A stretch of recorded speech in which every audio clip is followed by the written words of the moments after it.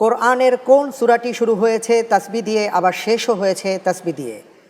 ক সূরা হাদীদ, খ সূরা হাশর, গ সূরা সফ, ঘ সূরা জুমা।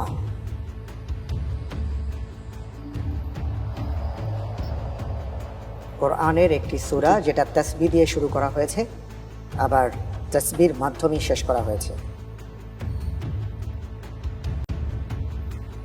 জি আলহামদুলিল্লাহ, আল্লাহর প্রতি ভরসা রেখে আমি এটা উত্তর বেছে নিচ্ছি, খ সূরা হাশর। সূরা হাশর জি লক করে দেব, জি ইনশাআল্লাহ। ফ্রিজ করে দেয়া হোক। খ সূরা হাশর।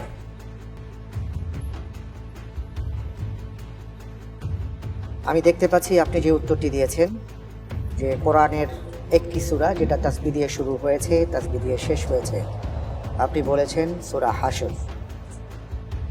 উত্তর হবে সূরা হাশর। আলহামদুলিল্লাহ আলহামদুলিল্লাহ, সঠিক উত্তর।